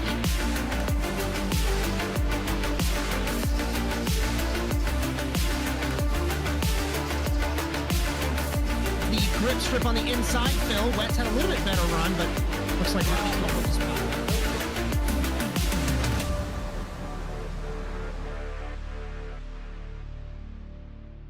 You're so interesting. I love your browser history. I like that you're not hiding anything from me. By the way, nice IP address. I like your neighborhood. You are so special. This ad is just for you. I learned so many things from you. You are so generous. With your personal data. Switch on privacy, switch off trackers and viruses. Go to NordVPN.com. NordVPN, safely be you.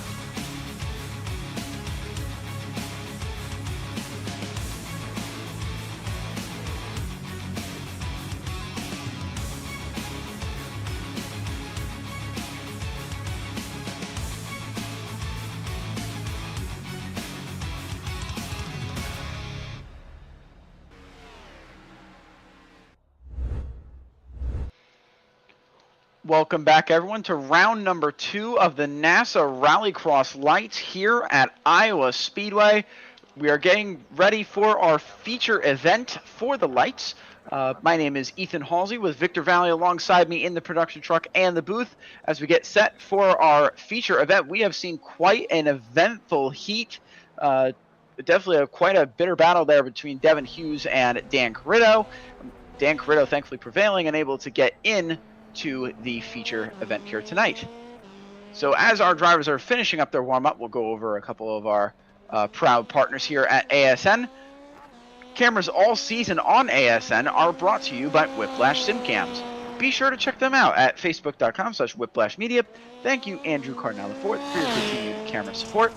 And the intro music for the NASA World feed was produced by Alex Abedi. If you like what you see here on the Automotive Sports Network, be sure to like and subscribe. Make sure to hit the bell icon so that you're notified of all of our upcoming broadcasts. We usually broadcast every Sunday, Monday, Thursday, and Saturday.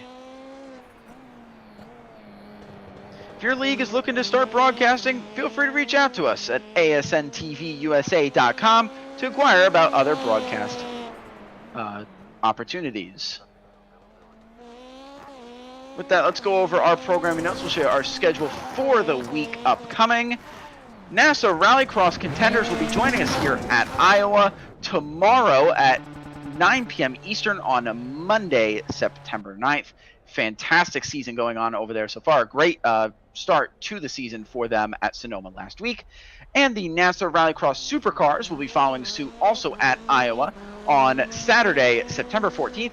They'll be at 2 p.m. Eastern Time. And lastly, me and Victor will be back with you guys for next week for our Futures and Lights doubleheader as we stay in the Midwest at Indianapolis Raceway Park. That will be next Sunday at 8 p.m. and 9 p.m. Eastern, respectively. Looks like our warm-up is just about concluded here, about 40 seconds left to go.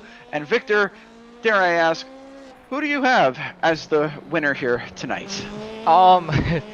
Gee, I'm going to have to go on a limb and say it's going to be probably Kieran Whifflander. I mean, that's a big shocker, I know, but I think it just might be him. But, no, for real, though, I think it's definitely Kieran Whifflander's race to lose here. A 36.940 in warm-up with 10 seconds left. He's gone even faster than he was earlier. That's his fastest lap of the night here so far. Josh Mertz almost an entire second behind with a 37.862, his fastest lap of the night, I do believe. So, incredible pace by the kid from South Carolina here. So, got to give a call to him here, and yeah, this is probably going to be him for sure. All right, warm-up's coming to a conclusion. Let's get your grid for our feature event here tonight. Kieran Whifflander will start at the front, unsurprisingly. Josh Mertz alongside him, followed by Tom Grady, Brian Sawyer, Dan Carrito, and did I miss somebody? It appears fourth place has disappeared. Austin Derbyshire, there he is. I'm not sure why he's not coming up for me, but there he is. Austin Derbyshire starting fourth. Brian Sawyer and Dan Carrito rounding out your feature field. All 6 cars are grid. Here we are waiting the lights to go. They are green. We are racing here at the feature event for lights. Whifflander off to a fantastic start and immediately getting clear of everybody. We're 3 wide there in the back. The 88 is Sawyer, 3 wide there, it looked like, with Derbyshire and Carrito.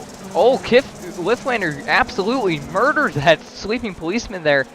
The first mistake of the night from the 18-year-old here from South Carolina. Mertz on his trail here. Yeah, both of them will joker, along with Whifflander's teammate Derbyshire taking the joker there as well. Mertz now with Whifflander in his sight, trying to keep him there, as that's seemingly the only way he's going to be able to keep pace if he can keep his eye on him. And I think this is actually a great learning opportunity for Mertz as well. What is this guy doing? Why is he so fast? Let me right behind him a little bit, see if I can figure it out. The 2 move over at speedy time cars, Brian Sawyer and Tom, excuse me, not Tom Grady. Yes, it is Tom Grady. Yeah, it is Tom Grady. Running back to back. I mixed the 2 of them up. They were back to back. And then Dan Carrito following suit. Neither of them have jokered at all. They're still waiting to take one of their 2 jokers for the race. It looks like Derbyshire has taken his second joker, so he has the provisional lead at the moment.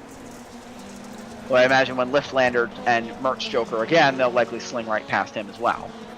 Yeah, most certainly. Now Mertz is actually keeping I solid was gonna pace here with say, Lifflander. Yeah, he has not let Lifflander get too far out ahead there. Only a 6/10 gap there between these two.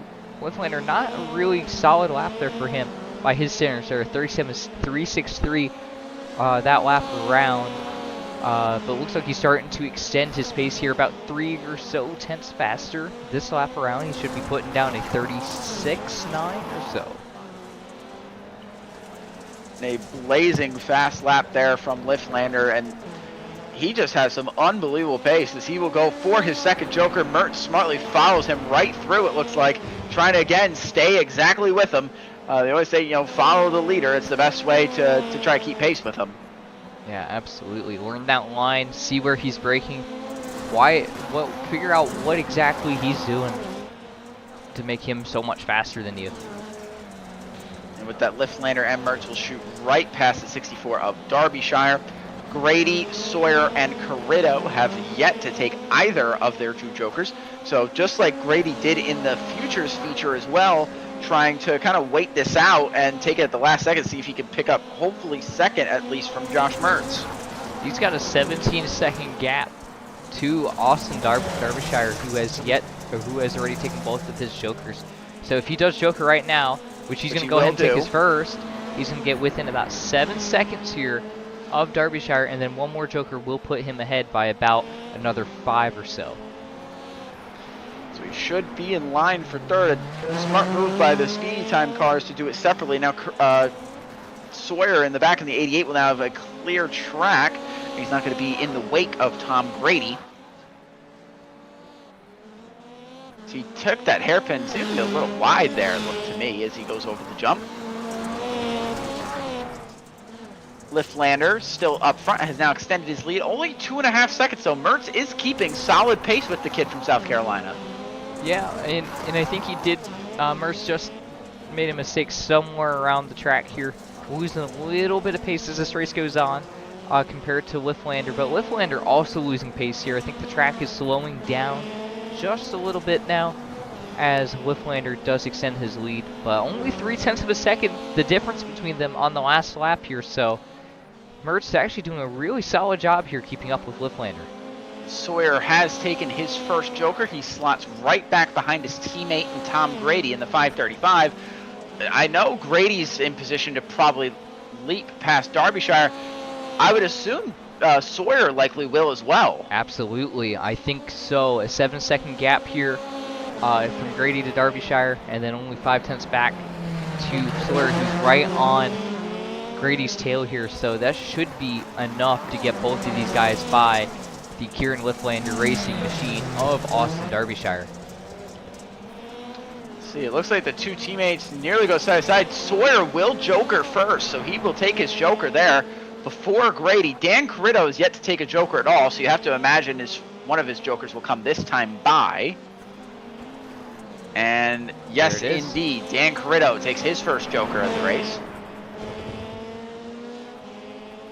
Meanwhile, Sawyer has come out well ahead of Derbyshire, cleared him by a wide margin, only 3 seconds back there of Josh Mertz. So yeah, he might not be a bad lap time for him. Yeah, if he can keep this pace up, he might be able to catch Mertz here. Now, if he's only 3 seconds back from Mertz, we'll see where Grady comes out. He will wait for the final lap here to take his joker like he did last time. So we'll see if maybe he'd be able to catch Mertz by surprise or catch Mertz in a mistake. Yeah, unfortunately for Grady, his last lap 0.2 slower than Mertz. He's going to need a little bit more pace if he wants to catch the 2 car here. We're coming to our final lap this time by. Lifflander has crossed the line for his final lap, is now 5.6 seconds ahead of Josh Mertz. My goodness, what a pace he is on right now. Clear of this field, should cruise to a win barring any catastrophes. And let's see where the 535 of Tom Grady is going to come out. He should get past the 64 of Derbyshire, and he will lunge right past his teammate Brian Sawyer for third. And with that, Lifflander over the jump. Kieran Lifflander will take the win in week number 2 here at Iowa. Josh Mertz comes across second, and it looks like the 535 of Tom Grady will finish his second consecutive race in third tonight. Yeah, mirror image of what he did in the Futures race. with his teammate Eric Kaplinger. Yeah, so, he did the same thing yeah, to Brian exactly Sawyer. the same thing. So, how about that? But Kieran Lifflander gonna go ahead and burn it down here. He is your winner tonight here from Iowa.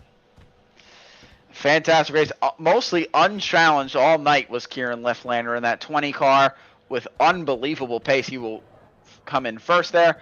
Mertz in second. And Tom Grady rounds out your podium in third. Brian Sawyer had the Kaplinger treatment of getting passed in the very last corner there, thanks to Grady jokering. Dan Corritto will finish in fifth after jokering. He will also lunge past Austin Derbyshire, who will round out your field tonight in sixth. With that, let's see if we can get a couple of our drivers up here for interviews. It looks like we already have a couple in the pen here, Victor. We do. We'll go ahead and see if we can pull up our third place man, Tom Grady. Give me just a second to get everything situated on my end here.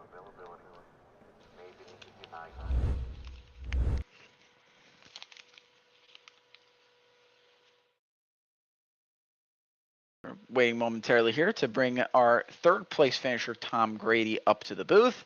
For the second time tonight, will come in third for the second consecutive race. 2 bronze medals he gets to come home with tonight. I guess you could say he did the double as well. I know Defino did double first last week. How about double thirds for the driver from Move Over at Speedy Time? Tom, this is Ethan and Victor in the ASM booth. You got us? Hey, welcome back, guys. Absolutely. Welcome back to you as well. Third place once again, finishing on the podium. Take me through your race once again as you once again pass your teammate on the last lap jokering. This time it's Sawyer instead of Kaplinger. Yeah, I kind of had a better starting position here, and then the same thing. Kind of the top 2 guys took their joker right away, and I literally told Brian on the radio, I'm like, well, same strategy as the last race, and we kind of played it smart. Both of us were pretty much the same speed most of the race, and offset the jokers to minimize any incidents and just keep driving, see where we ended up. Definitely a solid run here for you tonight, coming up from the futures to be able to finish top 3. Obviously, you finished better than the winner in futures, which is always really nice to see. Just take us through, how it feels to be able to race in with the lights and kind of the differences you see between racing in futures and racing with these guys up here in lights. Yeah, I mean the lights guys, it's all the fast guys, so it's the consistency is just up another level, and then also I'm sure a majority of these guys have their own setup that they're using, so that just helps just for drivability, but then also driver preference as well. So I'm a little bit at a disadvantage there. I don't really have all my setups and everything ready to go like I do for like the off-road trucks and things like that. But it's cool just to see the change in speed, but then also learn some things from these guys as far as lines and just how they're driving it as well. It's always a great learning experience. Victor, you have anything for our third place finisher? Honestly, I think you kind of touched on it a little bit there to changing the pace there. So how much more can you learn like when you're in the light series compared to when you're running against the futures guys here? I mean, definitely someone like Kieran Lifflander, I feel like you could pick up at least 1/10 of a second at least just watching him in the session. I don't know if that's something you can see there too. In warm-up, I don't think I put many laps in. I was just watching the top 2 or 3 guys. And really where it's made or lost at this track is that kind of turn 1 through turn 3 sequence on the dirt, and just watching how people are entering different ways. My issue was I kept pushing out wide after that first initiation, and just seeing how much guys check up more helped me, and then be able to just hug the inside and get the grip off those curbs and keep going. So there's opportunity to learn. You just got to kind of know what you're looking for, but then also look and see how these guys are turning and shifting is the big thing with these rallycross cars. Yeah, definitely. And so I don't know if Ethan asked you, but do you have anyone to thank for this podium finish tonight? Yeah. Thank you again to both of my over at Speedy Time teammates, Brian Sawyer, Eric Kaplinger. It's been fun working with these guys on these rallycross projects, but then also my main teammates over at Factory Sim Sport, and then my sponsors, Raceline Wheels and Ultra Ego Running. Thank you, everyone. Thank you, Tom. Soak in your 2 bronze medals that you get to come home with tonight. We hope you see you next week at IRP. Hey, I'll take it. Thank you, guys. Absolutely. All right. With that, why don't we bring in our second place finisher, Josh Mertz, up to the ASM booth. Josh, this is Ethan and Victor in the ASM booth. You got us? What's up, guys? How's it going, Josh? Solid run here for you tonight. I know it seemed like the 20 Liftlander had a much more pace than you in both the practice and the warm-ups and everything like that, but you actually kept a very, very good pace with him during the race. So just take me through your strategy there, following Liftlander's line, and kind of what you were able to learn from Liftlander by running behind him. It's not going to be a fun answer, but Kieran Liftlander is one of the quickest kids that I've ever raced against, and he has plenty of time to practice. And as long as I finish within like 5 seconds of him, it's totally okay. I don't know where his speed is. I don't know.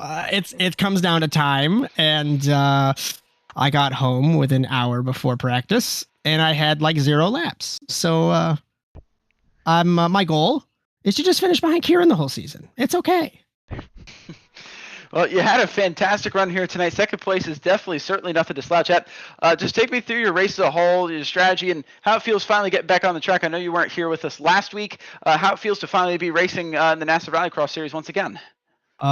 So like I said, my race was just follow Kieran. I didn't really care what had happened. And I had Joey spotting for me, and he said, "You're going to run a pretty boring race because no one's behind you." I said, "Okay, it's just going to be hot laps. Cool."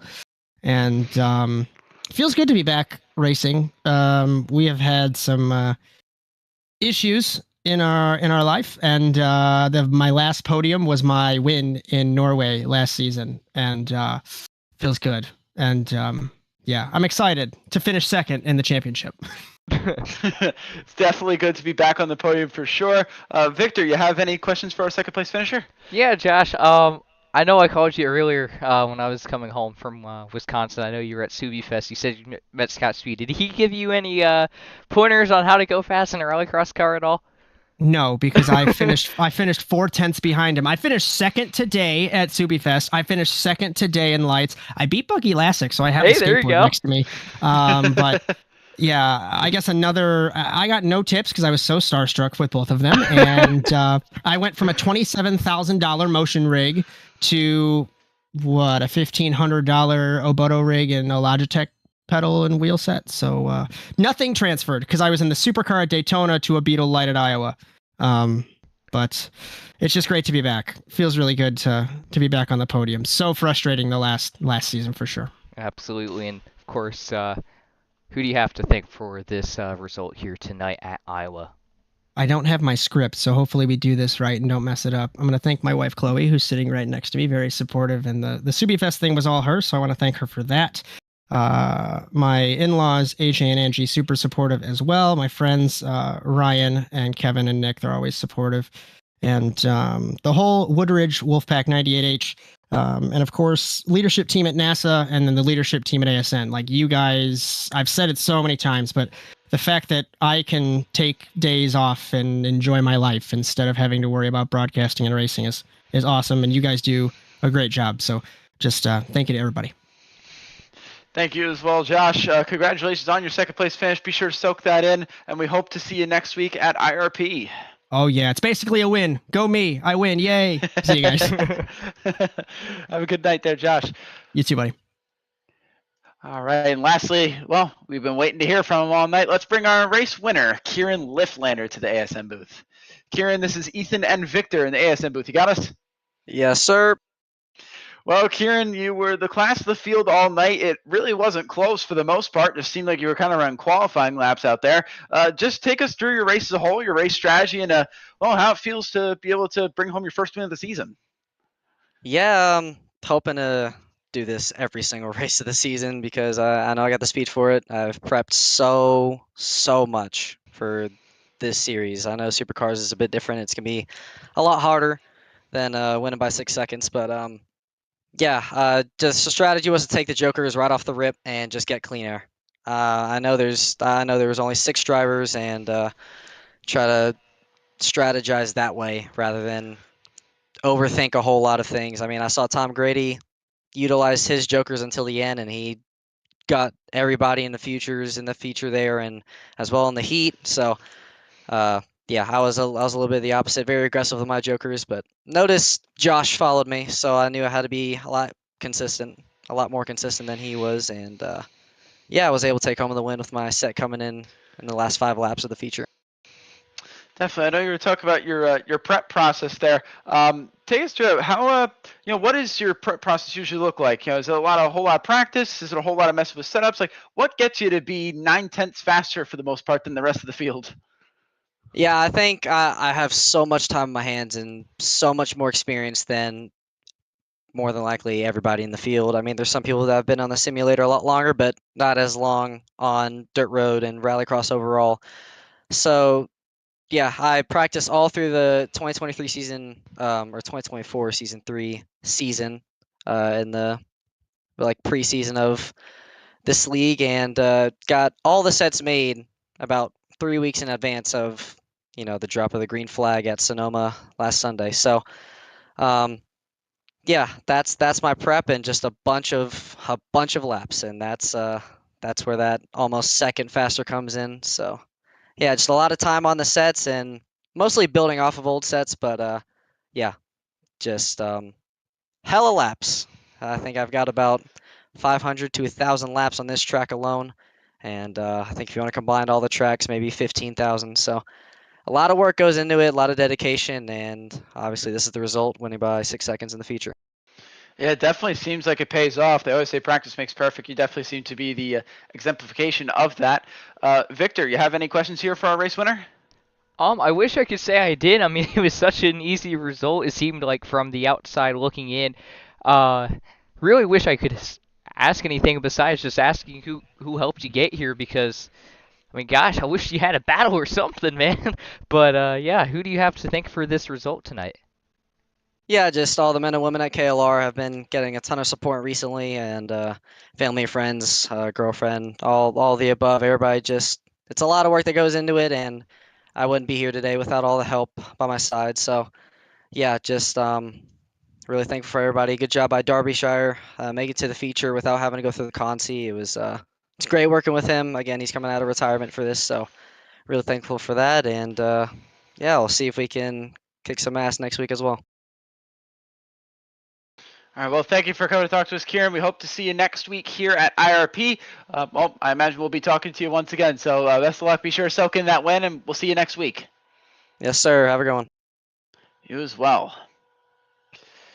All right, well, that is it for our interviews on the night, so we'll start getting ready to wrap things up here from Iowa. So first, let's go over our partners that make all of this possible. Cameras all season on ASN are brought to you by Whiplash SimCams. Be sure to check them out at facebook.com/whiplashmedia. Thank you, Andrew Cardinal IV, for your continued camera support. And the intro music for the NASA World Feed was produced by Alex Abedi. If you like what you see here on the Automotive Sports Network, be sure to like and subscribe so you don't miss a thing from the Automotive Sports Network. Be sure to hit the bell as well so make sure you're notified of our upcoming broadcasts. We broadcast usually every Sunday, Monday, Thursday, and Saturday. But that will bring up our upcoming schedule for the week here on ASN. All of it consists of NASA Rallycross for the time being. NASA Rallycross Contenders comes to you tomorrow night, Monday, September 9th at 9 p.m. Eastern, also here from Iowa. NASA Rallycross Supercars will be round 2 at Iowa, will be coming to you Saturday afternoon at 2 p.m. Eastern, that is September 14th. NASA Rallycross Futures and Lights, the doubleheader that you'll have me and Victor for, will be at IRP next week. That'll be Sunday, September 15th at 8 and 9 p.m. Eastern, respectively. The OSRL GT3 series should be coming back in October as well, and that will be on Thursday nights. With that, Victor, I'll bring in here for final thoughts. Just what are your general takeaways of the night between our futures and our lights race here tonight? Jokers are powerful things. That's the best way I can describe it. It's incredible to just describe that and see that. It's just like, wow. That's an incredible job by iRacing to design such a track with such a powerful Joker like that, to the point where somebody could utilize it like Tom Brady did tonight. I find that really intriguing and really just amazing, because that just adds so much strategy to these races. Brings us back to the old the classic old days, the legacy days when NASA Rallycross was on NR 2003, and we had some really wacky layouts with some crazy jokers there. So definitely brings me back to that kind of racing for sure. But not much I didn't know already. You know, Kieran Lifflander's fast. JP Defino still fast. Everybody that we knew was fast is still fast. In the competition is still as fierce as ever in NASA Rallycross competition. Can't wait until next week to be back home again in Indiana, as they say, at IRP. That should be an amazing race for sure. Yeah, definitely a fantastic event here tonight. A lot of great battles, a lot of contact as well, a lot of bumping. It's a small racetrack. We definitely expect to see, hopefully, a lot of this next week here at IRP. But overall, just a fantastic race. And with that, the checkered flag falls on the evening. From all of us at the Automotive Sports Network, from Josh Mertz, Jess Rakowski, Victor Vallee, Chad Irvine, Philip Kraus, Cody Erdman, Jared Lott, James Watson, Justin Robichaux, and Brian Sawyer, my name is Ethan Halsey. We hope you enjoyed tonight's coverage of the NASA Rallycross Futures and Lights. Congratulations to our winners, JP Defino and Kieran Lifflander. And be sure to join us next week for our third round at Indianapolis Raceway Park. And until next week, so long, everyone.